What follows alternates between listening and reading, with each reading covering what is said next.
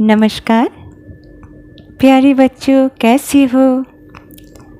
आज हम फिर आ गए आपको कहानी सुनाने स्टोरी टाइम विथ मामुनी इस चैनल को लेकर आपके पास। तो आ जाओ बच्चों, हम रामायण कथा शुरू करते हैं। पहले स्टोरी टाइम विथ मामुनी इस चैनल में आपका स्वागत करते हैं। पिछले दिन हमने बताया कि भगवान श्री राम वनवास चले गए थे और महर्षि भरद्वाज के निर्देशानुसार चित्रकूट की ओर प्रस्थान किए, है ना। तो आज आगे की कहानी बताते हैं। चलो, जब सुमंत्र अयोध्या वापस आए राम को वन में भेजकर, तो राजा दशरथ और कौशल्या शोक सागर में डूबे हुए थे। राजा दशरथ कौशल्या के भवन में थे। सुमंत्र को देखकर उन्होंने कहा, हाँ, हे सुमंत्र, मेरा राम कहाँ है? सुमंत्र, मेरा राम कहाँ है? सीता और लक्ष्मण कैसे है? सुमंत्र बताओ।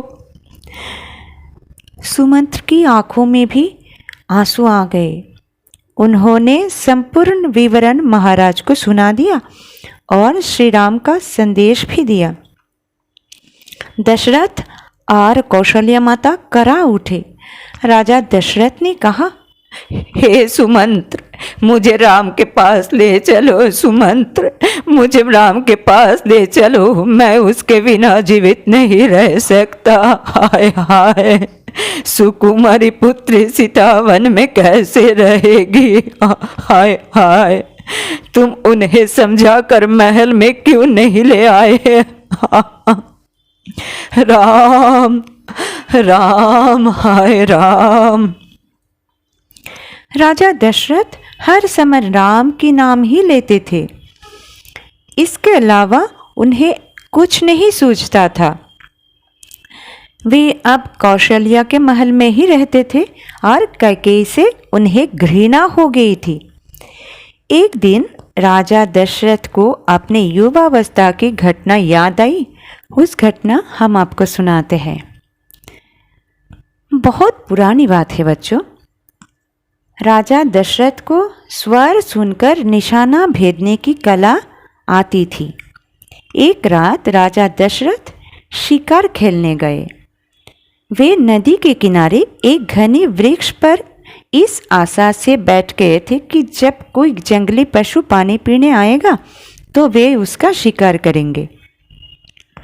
आधी रात को पानी में हलचल सुनाई दी, तो राजा दशरथ उस दिशा में तीर चला दिया। तभी एक युवक की चीख चारों दिशाओं में गूंज गई। ये सुनकर राजा दशरथ शीघ्र ही उस ध्वनि की दिशा में दौड़ पड़े। नदी के किनारे एक युवक उनके विषयुक्त बाण से घायल पड़ा था। पूछने पर मालूम हुआ कि उसका नाम श्रवण कुमार है तथा वो अपने बूढ़े और अंधे माता पिता के लिए पानी लेने आया था।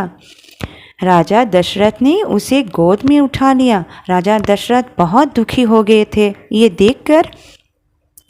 तब उस बालक ने कहा, श्रवण ने कहा, मेरे माता पिता बहुत प्यासे हैं, आप उनके लिए पानी ले जाइए राजा। उनके पानी पीने के बाद ही उन्हें मेरी मौत के बारे में बताना। हाँ। राजा दशरथ उस बालक को बचाने हेतु उसके शरीर से तीर निकाल दिया, परंतु कोई असर नहीं पड़ा।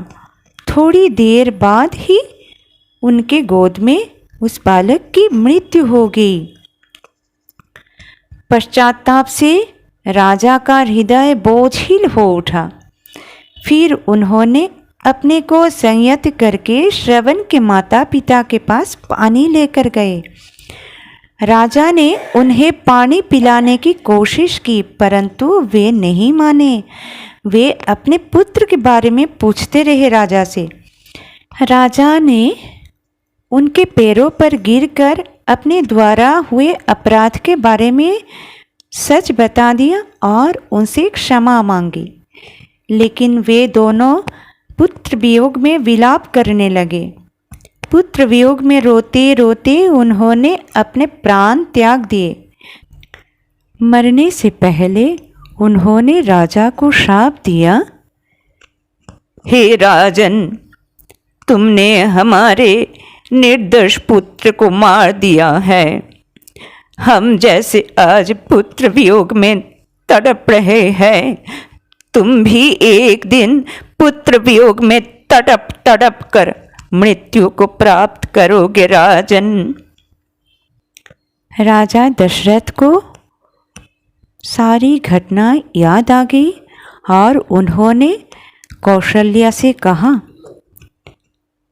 कौशल्य, उसी शाप के कारण आज मैं अपने पुत्र, प्रिय पुत्र राम का वियोग सह रहा हूँ। ये मेरे ही बुरे कर्मों का फल है कौशल्या। मुझे नहीं लगता कि अब मैं अधिक समय तक जीवित रह सकूंगा। राम राम। अपराध बोध के कारण राजा दशरथ अधिक दिनों तक जीवित नहीं रह सकी। राम के जाने के छठे दिन ही उनकी मृत्यु हो गई। उनका मृत शरीर सुरक्षित स्थान पर रखवा दिया गया। पूरी अयोध्या नगरी दुख के सागर में डूब गई। अगले दिन महर्षि वशिष्ठ के परामर्शानुसार राजकुमार भरत और शत्रुघ्न को नैनीहाल से बुलाने के लिए तीव्र गति वाले घुड़सवार दूत रवाना किए गए। दूतों को निर्देश दिया गया कि अयोध्या में हुई घटनाओं के बारे में राजकुमारों को कुछ नहीं बताया जाए। कैकेयी नरेश के पास पहुंचकर दूत ने राजकुमार भरत और शत्रुघ्न को तुरंत अयोध्या वापस बुलाए जाने का संदेश दिया।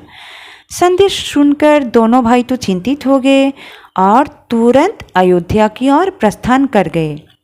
8 दिनों बाद दोनों अयोध्या पहुँचे। राजमहल में पहुंचने पर उन्हें चारों ओर सन्नाटा दिखाई दिया। भरत अपने पिता से मिलने गए, लेकिन उनका कक्ष खाली पड़ा था। फिर वे अपने माता कैकेयी के महल में गए। भरत को देखते ही कैकेयी तो बहुत खुश हो गई और उन्हें गले से लगा लिया। भरत ने माँ से अपने पिताश्री तथा महल में पसरे सन्नाटे के बारे में पूछा। तब कैकेयी ने मधुर स्वर में उत्तर दिया, हाँ पुत्र, तुम्हारे पिता पवित्र जीवन बिताने के बाद अपनी अंतिम यात्रा पर चले गए। तुम चिंता मत करो भरत। ये सुनते ही भरत धरती पर गिरकर विलाप करने लगे। जब वे संयत हुए तो सोचने लगे कि पिताश्री की मृत्यु कैसे हो गई। फिर उन्हें राम लक्ष्मण की याद आई तो भरत ने अपनी माँ से पूछा, माँ, भैया राम कहाँ है? तो कैकेयी ने उपेक्षित स्वर में कहा, राम को 14 वर्षों का वनवास दिया गया है। उनके साथ सीता और लक्ष्मण भी चले गए। तुम इनका चिंता मत करो। तब भरत ने पूछा, परंतु उनका अपराध क्या था माँ? पुत्र भरत, अपराध नहीं, ये तो मैंने तुम्हारे हित के लिए ऐसा किया है। कैकेयी ने भरत को सारी कथा बता दी। ये सुनकर भरत स्तब्ध हो रह गए। फिर वे क्रोधित होकर बोले, ये तुमने क्या किया माँ? ऐसे अनर्थ के लिए तो तुम्हें वन में जाना चाहिए था। पिता और भाइयों से बिछुड़कर मेरे लिए तो ये सिंहासन व्यर्थ है। तू मेरा माँ नहीं, माँ के नाम पर कलंक है तू। आज ही मैं तुझे त्याग देता हूँ। तत्पश्चात भरत कौशल्या के महल में गए और उनके पैरों पर गिरकर अपने कारण हुए अपराध के लिए क्षमा मांगी। कौशल्या ने प्यार से उन्हें गले से लगाते हुए कहा, नहीं पुत्र भरत, इसमें तुम्हारा कोई अपराध नहीं है। तुम अयोध्या पर राज करो और मुझे मेरे पुत्र राम लक्ष्मण एवं पुत्र वधू सीता के पास भेज दो पुत्र भरत। माता कौशल्या की बात सुनकर भरत और भी व्याकुल हो उठे। इसके बाद भरत माता सुमित्रा के पास गए और उनसे लिपटकर खूब रोए। दरबार में पहुंचने पर सभासदों ने भरत से राजपद ग्रहण करने का अनुरोध किया, लेकिन भरत ने स्पष्ट शब्दों में इनकार करते हुए कहा, यहाँ जो कुछ भी हुआ है उसमें मैं शामिल नहीं हूँ। मैं कदापि राजपद ग्रहण नहीं करूँगा। ये भैया का था और भैया का ही रहेगा। अगली सुबह तक शत्रुघ्न को पता चल गया कि ये षड्यंत्र मंत्रा के द्वारा रचा गया था। तभी छिप कर जाती हुई मंत्रा पर शत्रुघ्न की दृष्टि पड़ गई। वे पैरों से उस पर प्रहार करने लगे। क्रोध में आकर भरत ने आकर बीच में बचाव किया। तब शत्रुघ्न बोले, नहीं भैया, आज मैं इसे मृत्यु दंड देकर ही रहूंगा। इसी के कारण ही ये विपत्ति आई है। मैं इसे मारना चाहता हूँ, आप रोको मत। शत्रुघ्न उसे मारना चाहते थे, लेकिन भरत ने उन्हें रोकते हुए कहा, नहीं शत्रुघ्न, स्त्री को मारना धर्म नहीं है। अगर ये तुम्हारे हाथों मर गई तो रघुकुल कलंकित हो जाएगा और भैया राम भी हमें त्याग देंगे। इसी दौरान अवसर पाकर दासी कुटिल मंत्रा वहां से चुपचाप भाग गई। अगले दिन महर्षि वशिष्ठ तथा राजपुरोहित वामदेव ने दोनों भाइयों को सांत्वना दी और उनसे पिता का अंतिम संस्कार करने को कहा। महाराज दशरथ का शव सरयू नदी के किनारे लाया गया। अयोध्या की समस्त प्रजा अपने महाराज के अंतिम दर्शनों के लिए उमड़ पड़ी। सभी रानियों, विद्वानों, मुनियों, संतों और नगरवासियों ने महाराज दशरथ के अंतिम दर्शन करके उन्हें विदाई दी। वैदिक मंत्रपाठ के बीच भरत ने चिता को अग्नि दी। मृत आत्मा की शांति के लिए सभी ने प्रार्थना की। फिर सब लोगों ने सरयू नदी में स्नान किया। परंपरा के अनुसार भरत ने निर्धनों तथा ब्राह्मणों को गौआ, अश्व, हाथियों, सुवर्ण, वस्त्र, भोजन आदि का दान किया। इसके बाद वे लोग महल में वापस आ गए। प्रजा को पहले कैकेयी के षड्यंत्र में भरत के शामिल होने का संदेह था, लेकिन अब सबको ये विश्वास हो गया था कि भरत एकदम निर्दोष है। दूसरी तरफ कैकेयी को अपने अपराध का बोध हो चुका था, अतः वो अपने किए पर पछता रही थी। वो अपने पुत्र से मिलने को व्याकुल थी, लेकिन भरत मिलना तो दूर, उन्हें देखना भी पाप समझते थे। 14 दिनों तक अयोध्या में शोक मनाया गया। इस दौरान अयोध्या की गलियों तथा राजमहल दोनों में पूर्णतया उदासी छाई रही। सभी लोग चिंतित थे कि अब क्या होगा, इस नगर का राजा कौन बनेगा। तो बच्चों, आज के लिए बस इतना ही। इस कहानी से हमें ये सीख मिलती है बच्चों कि कुछ भी काम करने से पहले अच्छी तरह से सोच लेना चाहिए, क्या ये उचित है या अनुचित।